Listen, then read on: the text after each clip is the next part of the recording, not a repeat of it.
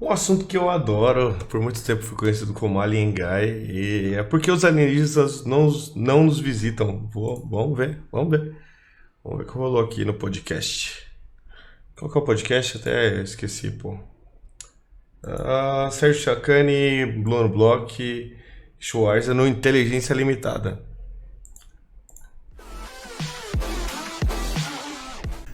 Cara, tem muita. São várias vertentes, né? Vamos dizer assim, né? Primeiro que eu falo pro pessoal assim, o pessoal, você acredita que pode ter vida inteligente em outro lugar? E aí. E como não? Como você não acredita, parça? Olha o universo, velho. Olha o tamanho dessa porra, velho. Olha o tanto de estrela que tem, tanto de estrela com planeta, bicho. Ah, você tá maluco. E minha resposta é: eu não acredito, cara. É mesmo? Entendeu? E assim, vamos Sérgio. dizer, tem minha defesa, né? Tá. Pode ser. O que eu falo é o seguinte: a gente, até hoje, a gente não tem ideia de como a vida. A gente não tem ideia de como a vida surgiu na Terra ainda. Tá, só essa frase se a gente não tem ideia de como surgiu a vida na Terra, como que a gente vai ter ideia se surgiu vida em outro lugar? A gente simplesmente não pode deduzir, porque a gente não tem ideia de como começou a vida aqui. Porra, Sérgio, me ajuda a te ajudar, Sérgio. De uma forma assim definitiva, entendeu? A vida microbiana, eu tô falando. E como essa vida chegou a ser o que a gente é, pior ainda. A gente não tem a mesmo? menor ideia. É. Mas e a evolução? Eu achei que a evolução é uma outra Ah, história. A evolução, a gente já era seres multicelulares e tudo mais. Antes disso, Antes disso, a gente tem que ter uma vida de microbiana. uma sopa lá. De uma sopa primordial, que o pessoal chama. E aquelas bactérias. Mas, mano, essa sopa primordial pode existir no universo inteiro, mano. O universo a gente não tem nem consciência de. Só na nossa galáxia a gente não tem consciência, velho. Acho que a vida pode ter surgido, pode ter desaparecido. Pensa com a estrela explodiu, levou, mano. Não viaja, Sérgio. Tá sendo muito cético, muito arrogante de achar que só tem a gente aqui, porra. Porra, Sérgio, me ajuda, Sérgio. E tal, tiveram que virar organismos multicelulares, tiveram que virar organismos mais complexos, tiveram que ir para a água, tiveram que desenvolver várias. Tudo isso já é uma. Tudo isso baseado na experiência que a gente tem aqui, velho. Imagina o tanto de experiência que a gente não consegue nem imaginar, velho. E sem tirar que a gente nem explorou direito o nosso sistema solar, velho. Tem Europa, que é uma lua de Júpiter, que é quase do tamanho de um planeta, que é só oceano, a temperatura quase da Terra aqui, porra, pode estar cheio de vida lá também. Ai, velho, é muita arrogância, muita arrogância. Estrutura muito complexa, mas muito complexa. Até chegar a ser um ser inteligente, né? Vamos dizer que nós somos inteligentes, é muita coisa. Então, imagina que a vida é uma equação.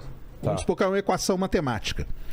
O que você precisa para ter vida? Bem, vamos lá. A gente precisa de 6 elementos básicos. Primeiro, que é carbono, enxofre, hidrogênio, nitrogênio, oxigênio e... Água. Não, água é o solvente. Água é o solvente, não. A gente precisa de 6... cientista aqui, né? A gente precisa de 6 elementos básicos. Qual que tá faltando? Potássio. Precisa desses 6 elementos. Precisa de um solvente, que aí o solvente que a gente conhece mais é a água. Por que necessariamente isso, velho? A vida não pode surgir de outro jeito que a gente não conhece, simplesmente? Mas só isso da vida? Não. A gente precisa ter uma temperatura certa. Então vamos dizer, qual que é uma das teorias de como a vida começou? Esses elementos eles estavam em poças que existiam no planeta Terra bilhões de anos atrás e raios começaram a bater. O raio, ele é uma descarga de energia muito grande concentrada. Ele seria capaz de fazer com que isso se misturasse e começasse. É isso que eu ia falar. Muito Frankenstein, né? Caiu lá. E a panspermia?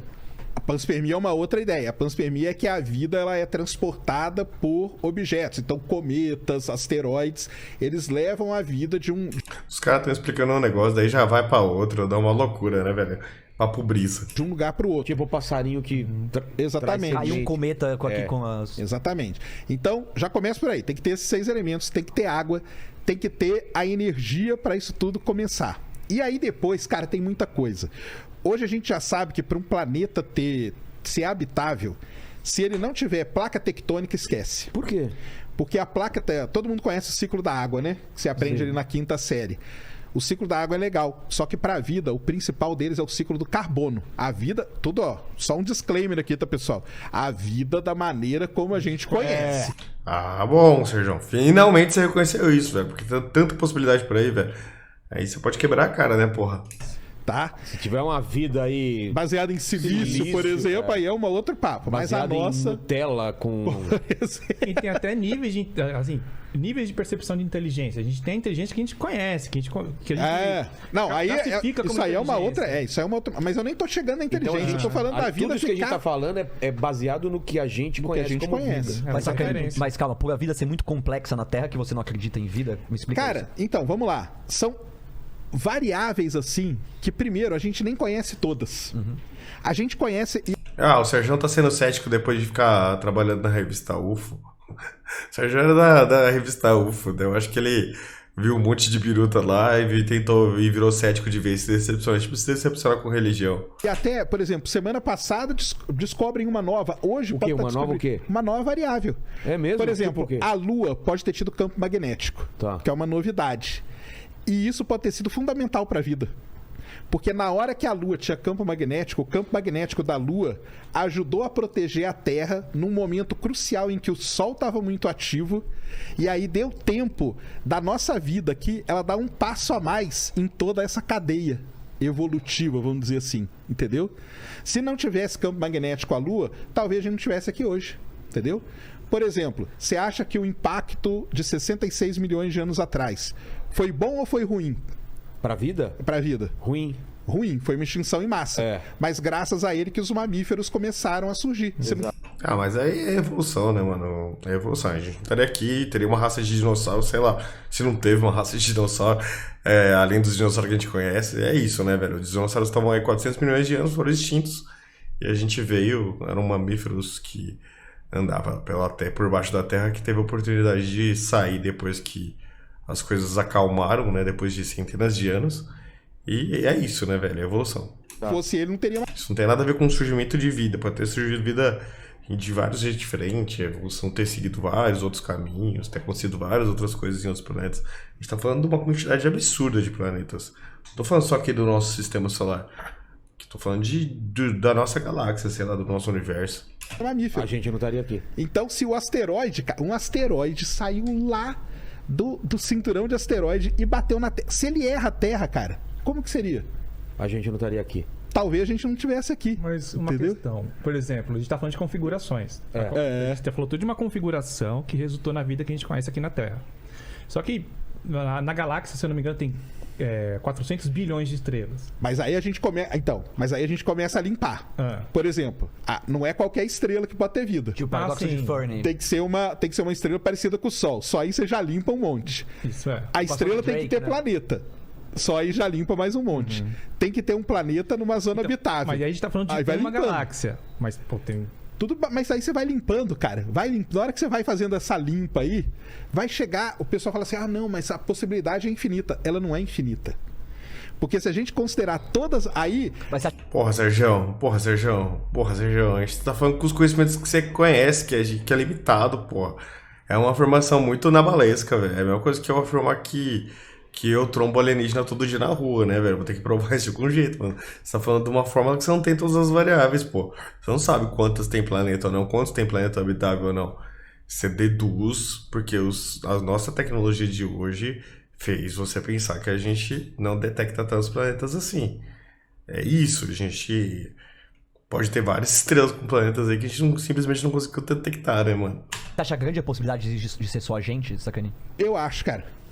Sacani, você trabalhou na UFO, você achava isso? Aí, ó, sabia que alguém ia trazer isso, hein? É sério, Calma, mas aí você deu um pulo muito grande. Eu queria saber se spoiler. eu queria saber se o editor da UFO, na época que eu lia, ele acreditava nisso ou ele mudou de opinião durante o tempo, entendeu? Sim. Exatamente. Você trabalhou na UFO, então? Trabalhei na revista UFO. Cara, trabalhei na revista UFO ali no começo e meados da década de 90. Hoje eu comprava.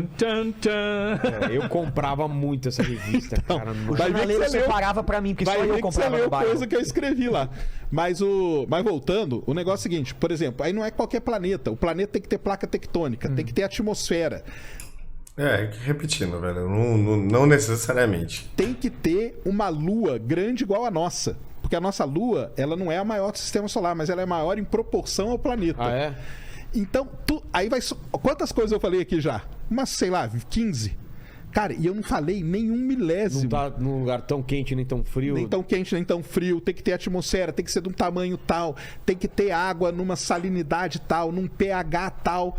Tudo. Aí você vai colocando essas variáveis todas, cara. No final, você pode concluir que a vida é meio que um acaso, cara.